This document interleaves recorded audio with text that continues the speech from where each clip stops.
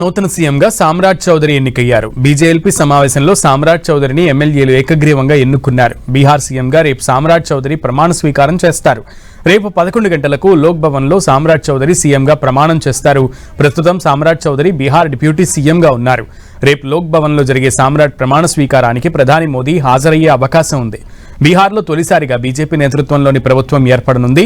2025 assembly ఎన్నికల్లో BJP 89 స్థానాలతో ఏకైక అతిపెద్ద పార్టీగా అవతరించింది. సామ్రాట్ చౌదరి పేరును విజయ్ కుమార్ సిన్హా ప్రతిపాదించగా రేణుదేవి, మంగళ్ పాండే, దిలీప్ జైస్వాల్ బలపరిచారు.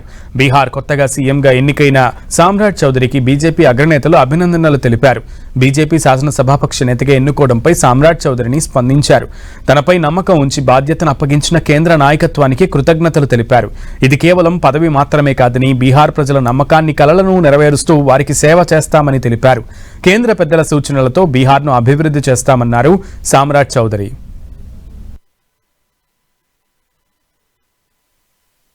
और आदरणीय नीतीश कुमार जी ने बहुत चीजें सिखाया है, कैसे सरकार चलाया जाता है, कैसे बिहार में सुशासन स्थापित होगा, बिहार के लोकतंत्र के लिए क्या ठीक है।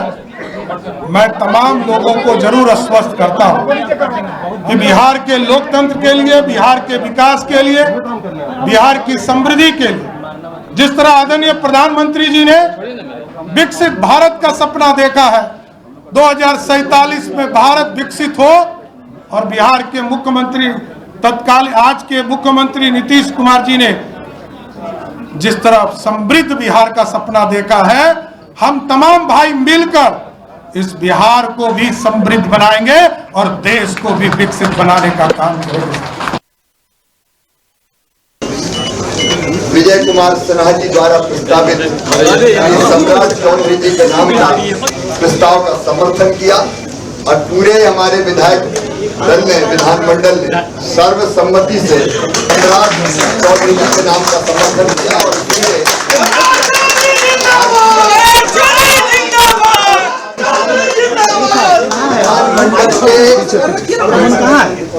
विधानमंडल दल के नेता के रूप में सम्राट चौधरी जी सर्वसम्मति से निर्वाचित हुए हैं।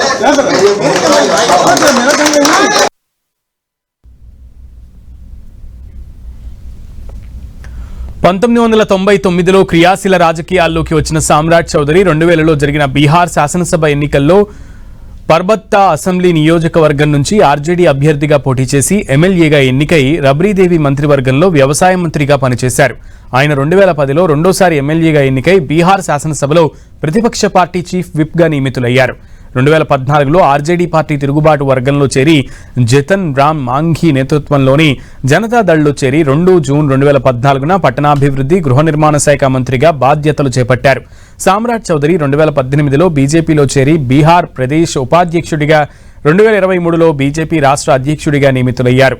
2024 జనవరి 28న నితీష్ కుమార్ మంత్రివర్గంలో మంత్రిగా ప్రమాణ స్వీకారం చేసిన సామ్రాట్ చౌదరి బీహార్ ఉప ముఖ్యమంత్రిగా నియమితులయ్యారు. సామ్రాట్ చౌదరి బీహార్లో బలమైన ఓటు బ్యాంకు కలిగిన కుష్వాహా సామాజిక వర్గానికి చెందిన నేత. గత కొంతకాలంగా నితీష్ కుమార్ కూడా బహిరంగ సభల్లో సామ్రాట్ చౌదరిని తన వారసుడిగా సంకేతాలిస్తూ వస్తున్నారు. ముఖ్యంగా యువతలో మంచి పట్టు ఉండటం, పార్టీ విధేయుడిగా పేరుండటం సామ్రాట్ చౌదరికి కలిసొచ్చే అంశాలు. ఆయన నాయకత్వంలో బీహార్లో బీజేపీని మరింత బలోపేతం చేయాలని కమలం పార్టీ భావిస్తోంది.